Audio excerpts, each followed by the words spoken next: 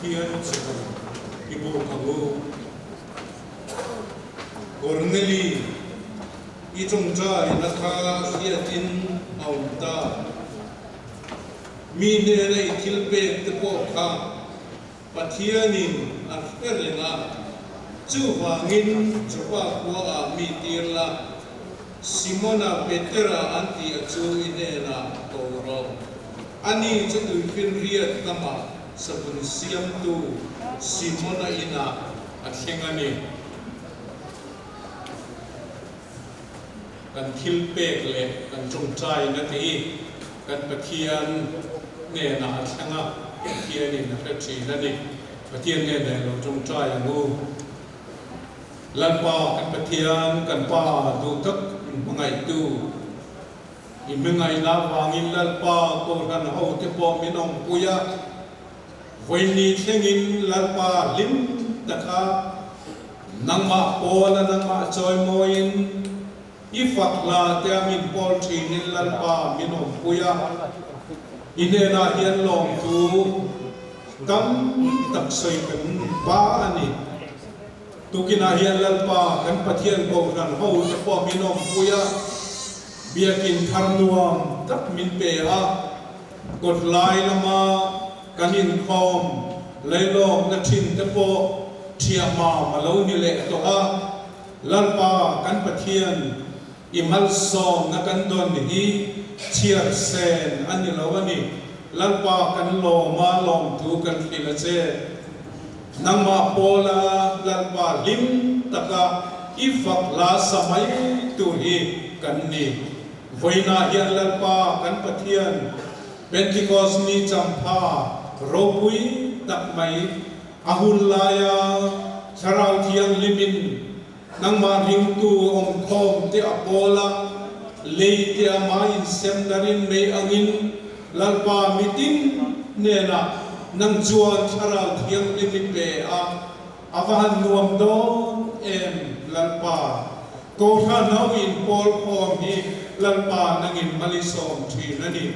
Voina Lalpa Nangma Bia Akan Local Khom Po Hian Nangin Min Pol Thar Le La Tharau Tiang Lim Pentecost Nia Ikhen Tirang Khan He Ko Thana Hian Voina Hian Lalpa Lo Theng Le Sela Kan Du Ani Chumi Tu Chuan Lalpa Kan Pathian Ipia Puka Kanin Khom Nate In Khom Bana Leng Khom Ko Kanina Pol Se Nate Mangalalpa Tharau Tiang Limpo Nathar Dong Chau Tu Lin Lalpa Nangin Minom Puyin Min Puyang Che Kanin Khom Ikuta Kan Nana Sarmon Itu Kan Ngai Thak Tur Pentecost Tuja Kan Ngai Thak Tur Kan Pastor Mga Tuja Ipos Reko Nangin Kan Zawai Atan Malmin Som Sakang Che Kan Tia Pia Ni Mikro Puyina Eni Min Sanam Tu Lalpa Du Takit Suan Pangin Kandile. Amen.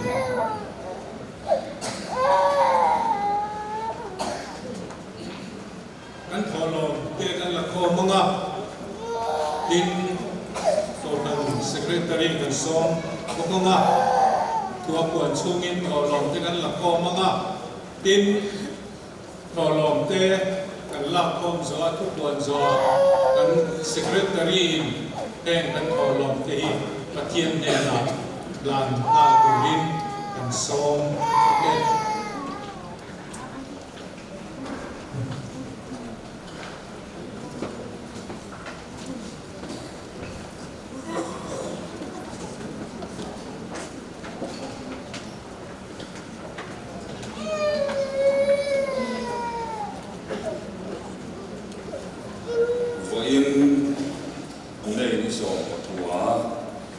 Pentecost Pathian Ni Special Program Ko Kanin Kan Mangne Kania Voi Chama Hian Tran Tu Pila Sang Se Ni Phupui Tharau Hian Hing Suan Ni Na Puang Pastor Ne Tangin Pui Ngai Tha Ang Chahloin Khom Tran Tu Pipia Khumi Phupui Tharau Hian Hi Min Suan Kan Ni Min Sia Kilin Thutaka Min Suai Lu Tu Pui Soi Tu Tuan Pa Azo Chuan Noya No Pang Chahloin Khom zai bol omang zan na hian thu pui tharau thiam him chuan ko khana min hruai lu thu pui soi tu pa f la lo kima zai bol ko zai bol omang a hian a sen bi bual tong trai ro kan nei thun sa kha ani a PCI thu cha mai tha tu kan nei pok an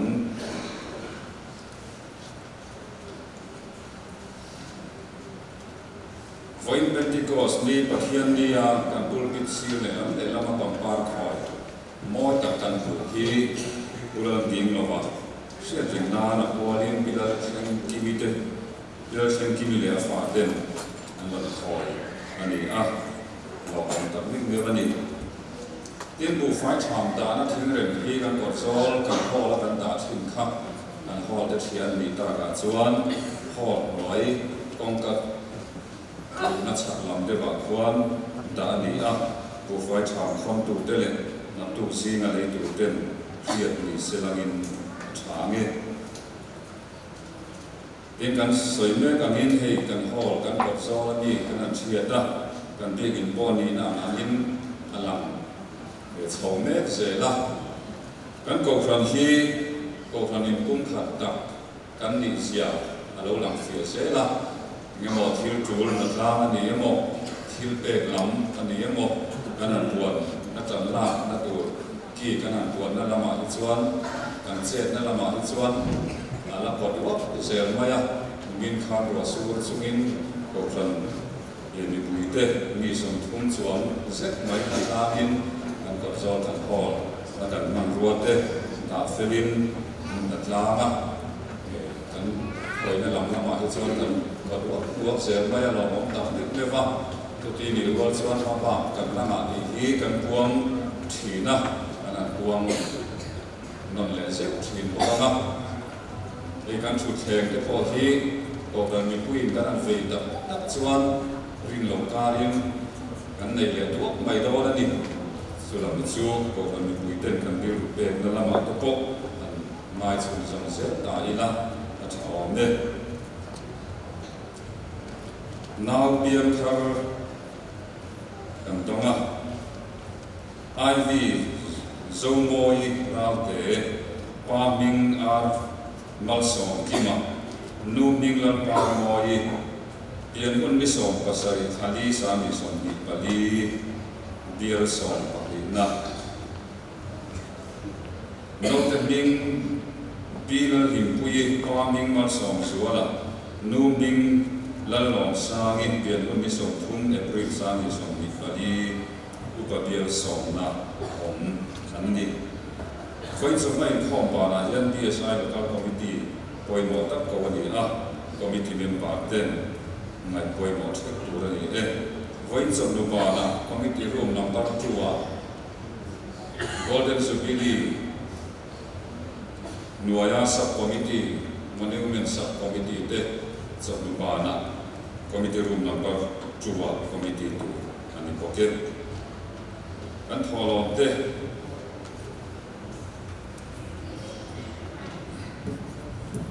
now piang thar kan nei te kha kan secretary hian tholom te kan pain pathian ne na làm sạch sẽ là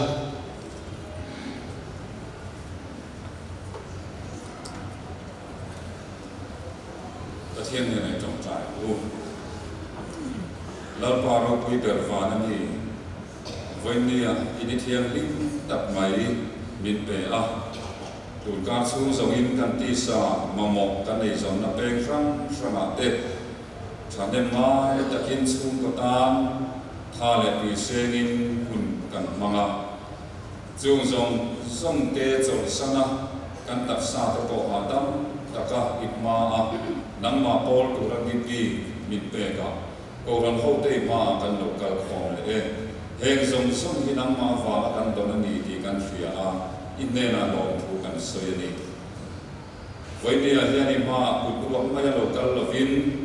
nang ma chi bai pu nan tho lo kan don kin khoma heng kan tho lo don ken khom te hi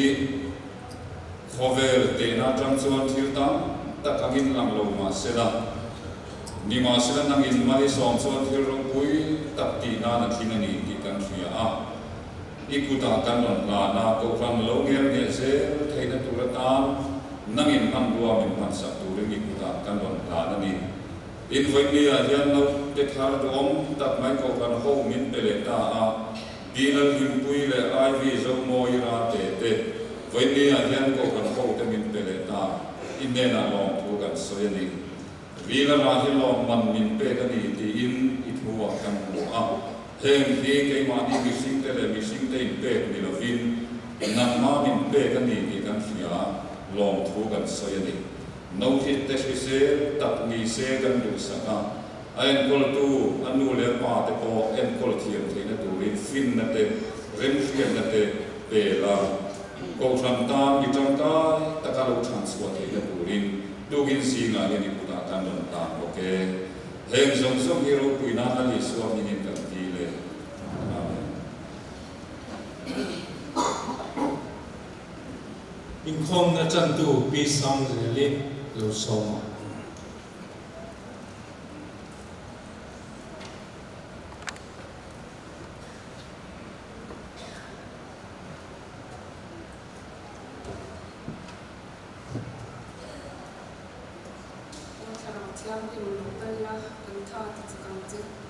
kan ring na in min clear ra chu mi ram nuan ta chu lel ba kan fi ka se kan join moi chu for in hi a hian Pentecost ni bi ni dom tak mai a ko shan ten min do sakra chan ko min pen awang lo ma he Pentecost ni chan na hong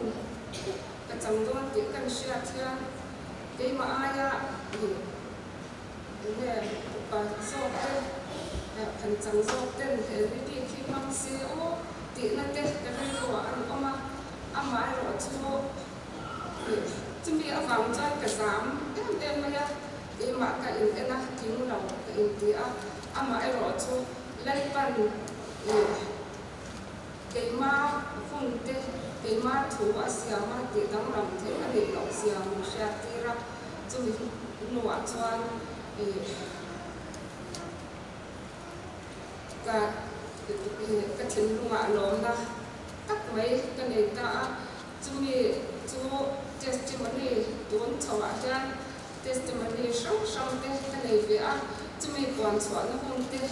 alo mình đó là nghề thì cái rồi lỗ mà trang khăn choan cần chia đó là cái ba đứa trang chia những tiêu cổ tê thuần tiêu cổ tê và tự là trang sống hệ phần hiện trong mặt sống thôn bằng những chia ăn ô nằm đi Israel bị tự heo thú khi sẽ rõ Nazareth Israel và thiên những âm mà mang in in gì lại thiên rau tươi tê thiên mặc tắc tê thiên chiến tê ác khan in Asia tiêu chịu kha nằm đi nghề in chung in Asia khami kham pathian ve tat le shat lo angin an man tira ngam ni miswa te kutin cross in theng ta in ti rum ta khami kha pathian in thi na khuan na te chu atel saka akai thau ta ama chu thi na chel len ruan ani lo awang in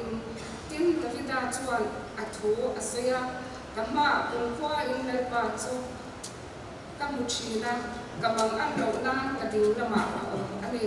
chu wangin ka thinlung alima kalei ko aloma chu wangin ka tisa ko be sei takin a omba bang ka thara mi thikwa ai lo chia lova imi thiam him troi rai lo khai he lova nangin gon na gong te sha tira nangin emailin lo min ni khatang ti in ona te ho chikha tu davita thu da awin in ne na ka soi te ani zong athia thum po an thum to alo a than po ton changin kan ne na alo rana ani chu zon nei ani a pathianin a thal he a mi tu emo a thut pha chuma a thut til don ti chi chamin a sei ti a sia a ti chuan chung cho lo sha po reng awangin krista thole tu tu a sei ani mi thi khwa an mu che in o he lo a ruang po a troi he lo ti in chu Isua chu Pathian in akai thole tere ani chu ashetu kan za in kan ni e Pathian puting lama joy mo in oma tharau thiam in tiam chu pan hen ata amua in hule in sha thi ahan le ani hi Davida zongwana alon chawlo ani ama nge in Jehovan kalan pan hen na kading lama chureng ro kamel mate ke pha ba chana kasyama ro zo ati en zo ani kha chuan Isua in ken bi ange kha Pathian in le Christian reforming asyam ka ti Israel nam tin in shomot ro se ati a Philippine run bi jam kwa tracha so pakha sia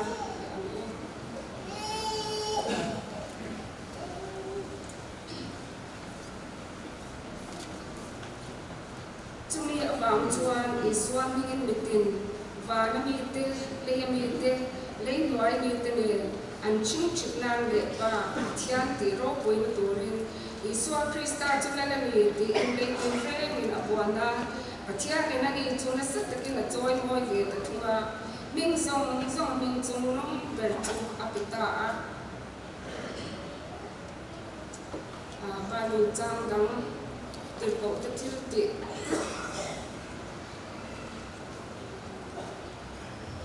khát na trang ra từ đồng cha anh em nhưng mà sẽ thay vào theo bên chỗ in chỗ nào đó thì cũng là thiếu thì thấy na in cái liang thì chuan Jerusalem qua thì Judah để Samaria ram phát hiện na thì coi kiểu thêm có in cái thu sự tu thì in mi ang thì coi kiểu thêm có cái thu sự tu thì cái mi thấy na thì lên ban cái giá tan thu kan ti ri te mai min so sak process Pathian ma o ni in tong chai o kan bo chiam na le swal na min sha rang sak lova chatuan na nun ta kan nei thei na ni chan dam na ko min hon saka fa ni na min pe a tharau chiam min pe tu le ba in min chu fakin on ro se for in Pathian Pentecost ni ai ya ni ko shan ten a ho va nang ma bia no cham ning siam sak nang ma ko thai to ram chhuai kho ma va ko shan ko te ni ne na nom to kan se Pentecost ni ro khen hian ro sun chung te le pa kawan ni le pa kawan na ne na to soi ka te sa le kharawa kan na zong te le pa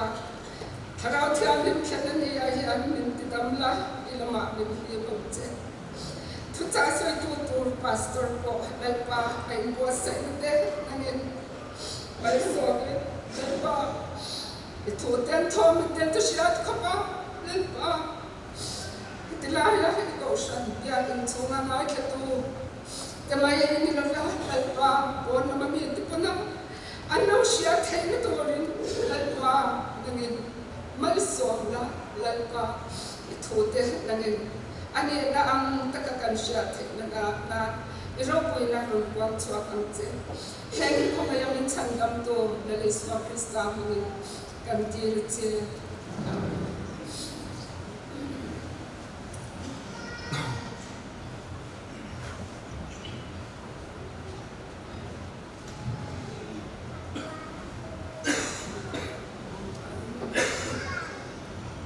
Pathian kan choi moi nan la number somrung le palina lalpa chu fakin ka choi moi ang min tlan tu ani wangin la ka sa ang apangai na la ka sa zer ko wanga tiang choi moi nan kan sa anga kan sa zo hian thu pui soi tu kan pastor inang gunar lo hal don nia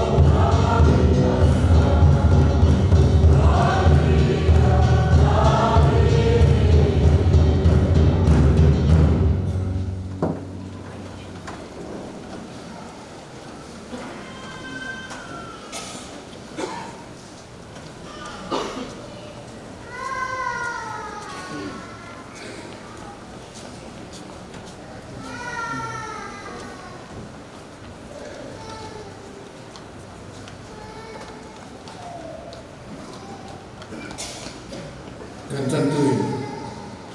vai bu chan kan lam ta chia to wangin kan chia non to ko na pathian ma ko ne i to ta lampa kan pathian kan lampa Isu Krista atiama takin voini ana sarau thiên linh samon tu min siu tira min kai khoya he ko vel ro le ko ma te thiên chang tira la Isu Krista ko wa nun kan me tu ta na gong tin ve min tho sak tu sarau thiên linh chu min pe ka wangin kan lo ma long tu kan ka chu lampa kan pathian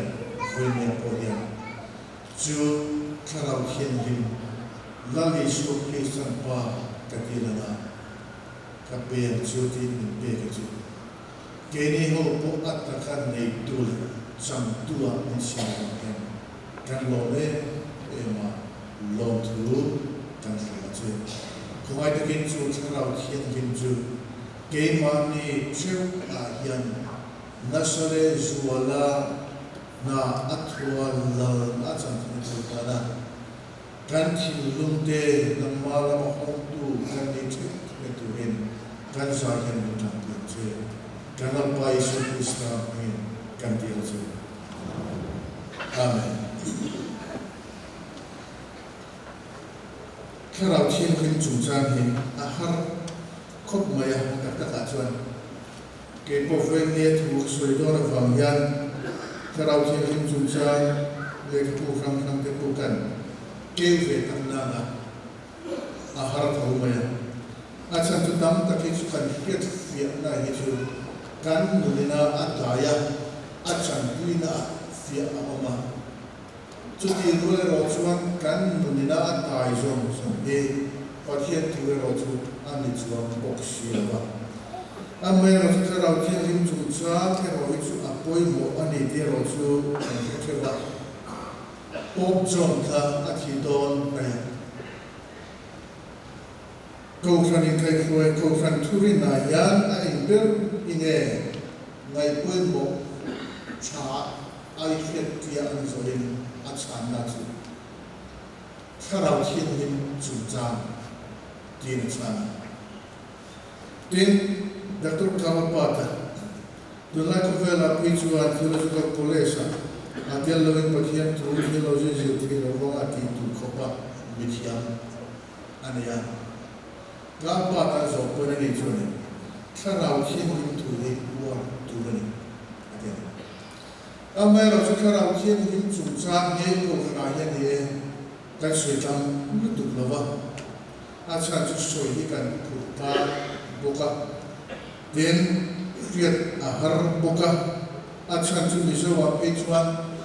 sarau thiên linh chu khi amania kan tia ya khi wok nya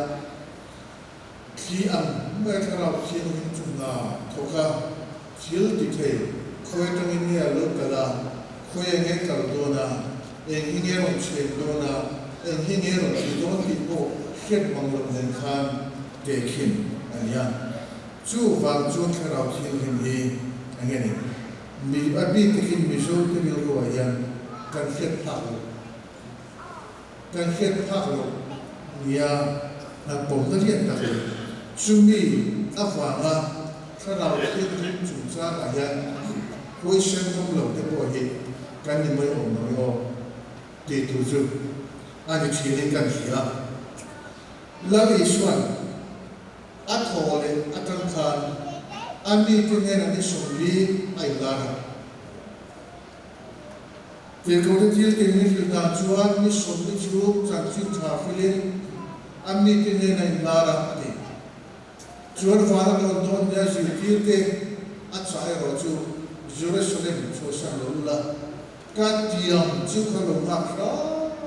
ro atia Choni somni a chukane ne fana lo ta no ta khania a thole changa ani somani a chuan marka pi mar in chu nu pin dan chu nu yom ta khania jirtir sale somni te lali suat tu pe oin lali suat ka pe tu chu to le zamana ne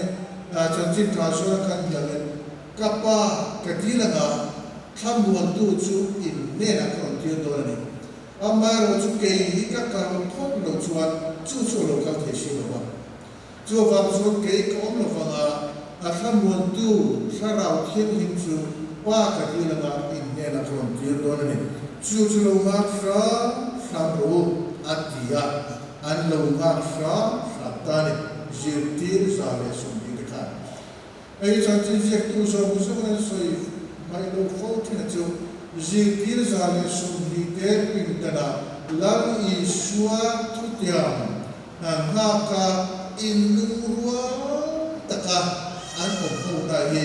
ko san inurwa ne an te kin fo wa tin karau thiang rim pe man yen na atho tak tak na turata chuan karau ne ti sha akwa in lung ruanga angai ni te roi chu atikan ko sana yan ti sha tak le karau tak tua in lung ruanga tak om lo ni chuan karau thiang rim thil pe na sa ka ro chu don har sa ani mai he sa sum ni te ro chuan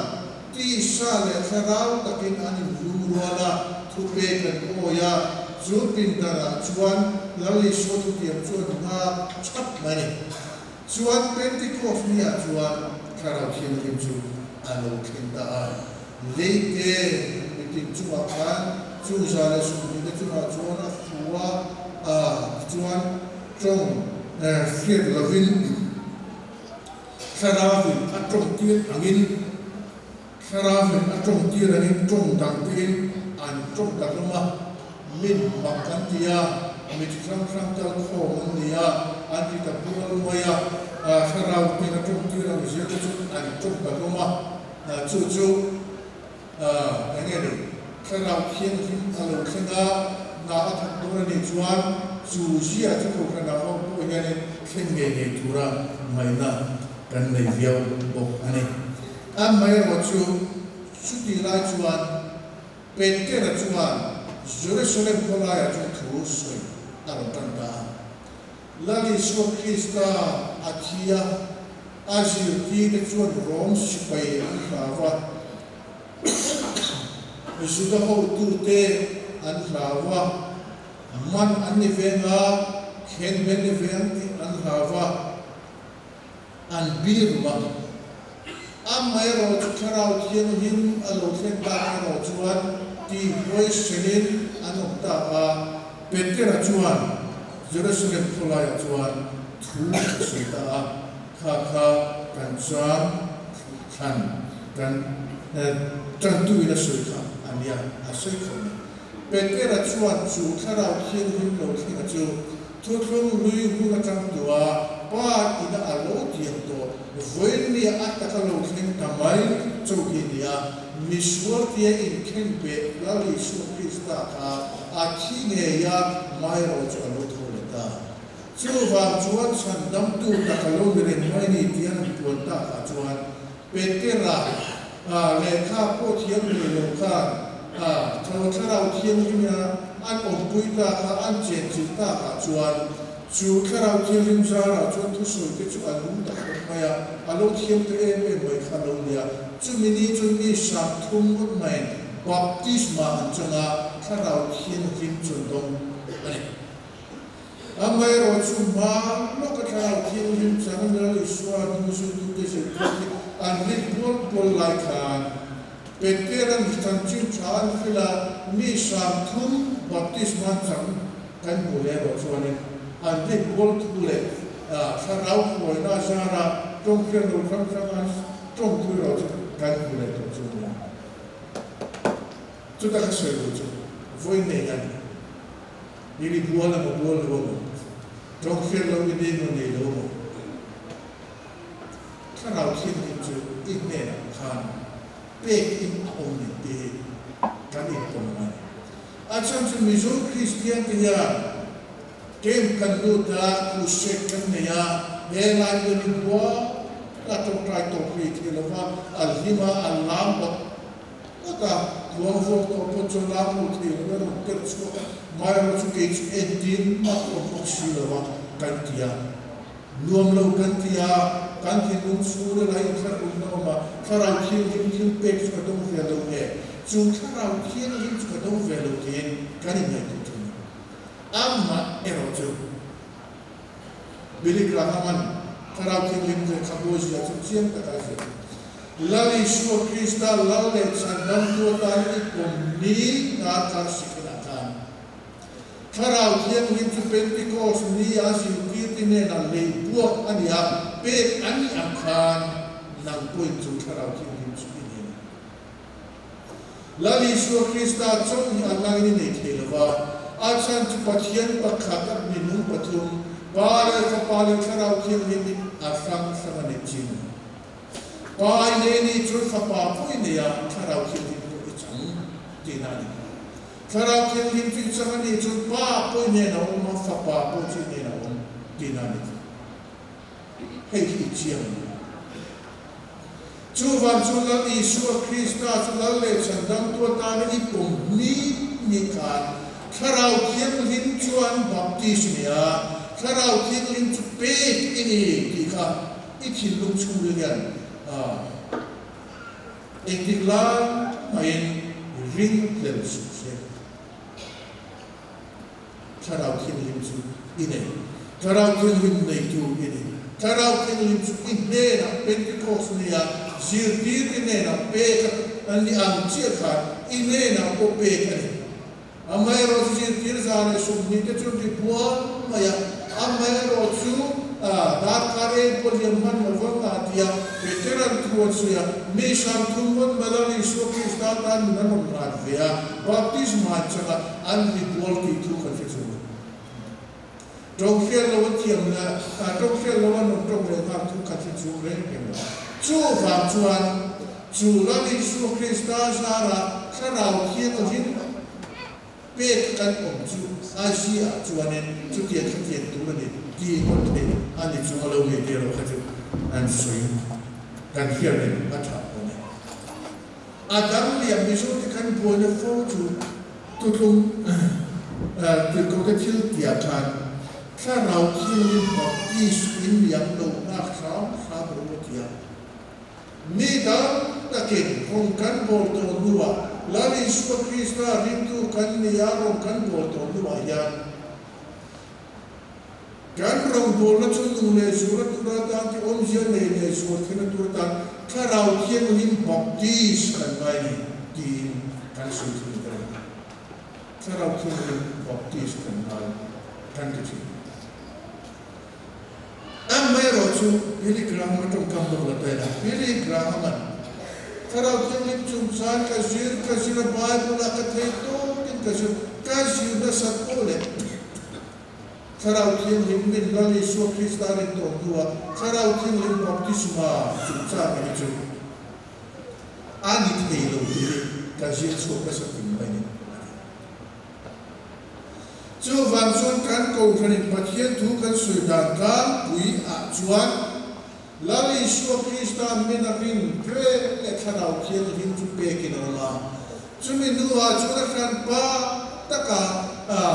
arong bola tanah serawang baptisma cendera ini kan sunnah. Amai roh lalu Yesus Kristus irintik atau lalu Yesus Kristus sarau kini peke orang. Narin ngar tok tu kan satuan ini. Asal satuan ini na untuk turin di ada faham. Voi kat pek nonai di bulan November. Lalu Yesus Kristus ini tira pekin ikan satuan dan ini nak pekin omni ikan pendil wajib semua. Tira tu lihat tuan misalnya kan suatu kan kau kan apa tampakin kan hai fo kena tu. Kalau dia melimpin di kos dia lalu kita bagian tu kan sudah nak tuan ini ni tutun thar tutun lihat tu paku ni Asal itu lihat jual batin di song tak kan hua tu tlung thara chuan fapa kan hua fapa khil ti tam tak kan hua ni chuan tu tlung thar chu lo rala tu na chuan tharau khin hin tu ni ya hun bi kan chenna pa hun tharau khin hin hun pa hun fapa hun tharau khin hun tin kan thir phong mai ei hian ni na ta chuan Trinity bom lo tu te kan una ni sikina kunbe an suidana ambai ro chu ke ni Trinity rin tu te lali so Krista ne Abraham om ma khan ko om to ditu khan ke alpha le omega abul le to pali in ditu khan turung luya khan fapa lang lo ma serengin turung luya po khan fapa Kir siam zong sunga te pathian karau thiên min po chu thum hui hum zong sunga khan an zafa in na lo thong fek mai ni ti alo chinta chu wang chu pa hun fa pa hun karau thiên min hum tin ke ni presbyter ko fan chu kan su ha ke ni kan vel min sian re ke ni a chan chu pathian pakhatan min pathum Pale fapale karau thiên chu atir kan ato kini atom ho engkim antina ansiam na chandam na anto na ko anto ho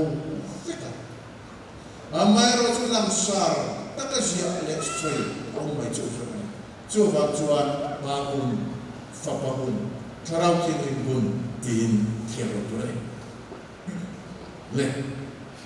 kan tu soi tu kan tu puya kan soi kan tu to kan soi le do do ne kalau mo ko mai tu pui kan lu tuang kan ti chuan but lu de po kan kan tu pui tu tharau thiam lim chu ni su ne na pro ni te ne chu tharau thiam lim Pentecost mi al lo khen chu la ni su Krista khan chan chin tha zona zia bung son panga som pro ka kan en chuan Chiang takkan bucu, Zohana je kan bucuan, lagi son binti laju azir dir amcu, bungso bali sa son dile paru akanen, pui tu karau kirim kan minga pada roti tujuan, kim azir dir amcu, nega kasoi son po akhir suati lihat. So tu karau thiên na tura lagi suan asoi pakhan na chu karau thiên chuan in ne na ka soi zong po a khiat suati le chunga ajiu ti am chu chu karau thiên chuan lagi su Krista thil ti le lagi su Krista tu soi te chu kan thin lu min mu fiatira kan thin lu min fiatira Lali Yeshua Krista tu soy moi atum mai chu pathian pakhatan minung pakhat lima serangin karau thiam hinian amma dina amma in soy moya amma ro puya sa taka inda hi pakhat ta maya atum mi adome Lali Yeshua chu pa kakina in ne na kamon tu karau thiên lim chu karau ti don ne chu karau thiên lim chua a ji ti don chua ka tu soi song po hi a fiat chua ti le don chu la vi Yeshua Krista chandam na non don na tho chu he ko ve le tho chu zoma ong se na la vi Yeshua Krista chu ni an lo rin se ina ti rin la vi Yeshua Krista ri tu tin na chua Labi Yeshua Krista thil ti te le atu soi te chu at ti hunga a hil fia a zirtir ti na ni chu chu karau thiên lim nun chu kan sui don an hero chuan chu karau thiên lim na tho chu kan voi ne kan sui don ni hero chuan a ton khop ne lang Yeshua Krista ada na sakani amma chu to pa hi chu vang chu ke ma ne chu karau thiên lim chu na a thok tak do na chu karau thiên lim zir tira kai huaya kan on do na ni chuan number 1 chu la Yeshua Krista ania nangma ania I khoma sulai so bonde ti tanpa kanchua karau thiên chuan masa ber dia tumlawa rokui ber dia tumlawa joy boy ber dia tumlawa khovela tir ani chan he khovela allo kal chan lami shu krishna chan nam tu na thole thil ti te ama ring tu te nu na fil fil ai ju tir kai khoi chok aju atum ni ma chu kan bil ro I chiam anu adang le kan mu lami shu krishna min bo ju bu som le panga chang som ni le por ka khanin on pui tu pa ni ta in ni na kron ti tu pa chu kharau ti tak chu allo khen na ani chuan ka chan chin a fret tirang tin bu so ku cha som le man ye tang khan kan shira na in ne na tu ta tak soi tu kan nei sewa ambe tu na chu in na tin bi la wang kharau ti tak chu lo khen na ro chuan thu tak zong sunga ko lu tang chu ama pho chu pin thu soi don si lo thu wa don chu soi zo ka na thil lo la khen tu po filang chu ani chuan ke mi chuan lo yang ka ta ami alanga a fil do chu a chien chu wang chu kharau thien lin ni a hiang mai ne pu chen ne lo ko do na khuya ne ke do tu kan ke si la ba en tin ne ki ma ne tho do ko kan ne ko chin lo na tia lau tho na ka kan om amari ko ti chu mi la vin lami shua krishna chan dam tu hi kan ne ya ka ta ni ya lami shua krishna pu ka hien ni ti chuan tharau thi ni ko shi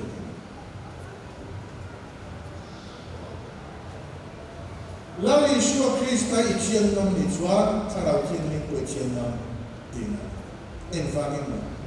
karau tiang ni yan amal chon chin le shan pa ta ko karau tiang ni na mai chan chin khan pa ne re le lami su ka ta alanga a fil do chu ne ka chan chin ya fil do chu ne chu karau tiang ni chuan ke ma ilu da speaker ten thuan suya karau tiang ni chuan ikin lu ma khan chu pathian thu te chu antikashin oi pia ti ni oi thene turin atan huchia chu ni te lami shu krishna tan chin thawan hi chu ekin luma khan che le zol in akhil fiachia lami shu krishna chu din thei turin atan huchia lami shu krishna chu ilo ina chu karau tiang lim chuan kan nu na yen atum pia chu tul da kan re lali shu krishna hi kan nu na choi moya lali shu krishna chan sin kha chu kan nu na yen min fi ya kan nun chu lali shu krishna kan re pe da tu da na min kai roya min si ti chu karau tiang lim na atum alo ni ru Beter ko karau tiang ni mati kha on ta ka chuan an san on ta ta san on tu bui ta ni tu jong ni hu na tram to in da fida ka tram to in he karau pe tu ni su lo lo ni to a la ni su krishna ni tiang ma le lo su lo to a me chuan chu karau tiang ni chu ve ni ne da pe ki lo on ta ni chu la ni su krishna ni sual in ti ke chu in dia chu nam dang ku ta in pe ya cross in ti ko ka athia ko ta chu la ni su krishna chan chin mi su ku ta in pe ya an in man ti ra cross a ken be nia athia tu na chin ne tu ni thu le ta ti thu kha pentecost ni ma som khana ni su ni ti ti khan an soi mai an soi ko an hau thoga a hiet kon 50 years old ani atak ta amai ra chu karau tiang ni mo lo khenga chu karau tiang ni chu an tin lu ma lo ni Krista in pegate athi na usia ke athole na usia athi feta kachuan Petera chuan lali Yesu Krista tu di tak la mutai anta ata ni sakina ai chuan lali Yesu Krista anno bin ata karau ten chuan Petera na chuan lali Yesu Krista tu ne ato Lali Yesu Krista tan cinju athi fia Lali Yesu Krista ti le prolen amia chuan ti lu fia Junia van chuan Petera tin nu ti oi ma ti thari na a moi sen na so su chu ti chu alo nia a ma na ko na ke a so su ne a ri le na ke chu pai alo nia chu karau tin nu van chuan ne na ma ti na la a bi ru na ta chu ka chu ke chu se su le ko na wa chu la ni chu ku sa chu chu a bum chu ka karau tin ni chuan in na ka Lali Shua Chodima, Lali Shua Chanchin Chai Chodima, Lali Shua Nubizi Chodima. Amero Chu Bible Lichian Alero Chua, Karabin Chua, Inuna Kanali Shua Chodima Chodima. Alsan to the Bible Chodia, Lali Shua Krista Chanchin Chai. Jovan to Lali Shua Krista. Karabin Inuna Tuper, Lali Shua Krista Chanchin Chai, Chanchin Chai, Zilpito, Ataka Chuan, Bible, Lali Shua Krista Chanchin Chai, Adiso is on Sopini, Fifia, Bible Tatuma, Taniziki, Taniziraya, Chumusa, Karabin Chuan, Antikumaya. Zoom into Nina Kansia, Hora Kansia, also they know Poka, Kantiluma for our Kantiluma, but can do consider to Milfield, Kantiluma to Kamona Matapuni, Julari Sophie started to Columbia, Shapuilava, Koranai Potpourman Turin, Sukara Kilizara, Kanalo Koso, Hello, Chuan Chukarau Kilzu again, and yet to make Kay Marine to make the Ichian Chuan, Chukarau Kilzu, Lamvesi, Itankai, my daughter. Chuan Chukarau Kilzu, Itankai, Papo, and near local Chuan, and near the kitchen, and near to Maya, Lava, it to getting. Cucu kansia, ada baik, ada ni. Lepas kesana, masih ani.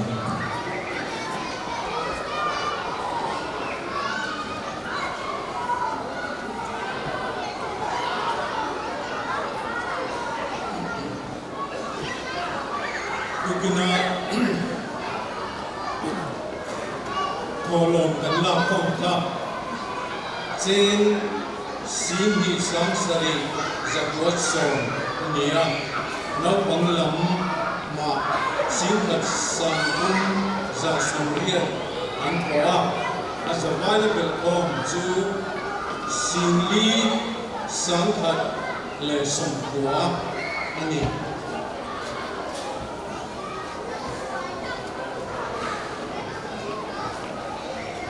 karang kilhin la akian bornam in sana nambar zatum pasarina khara kian lin randiran che lalpa isuamingin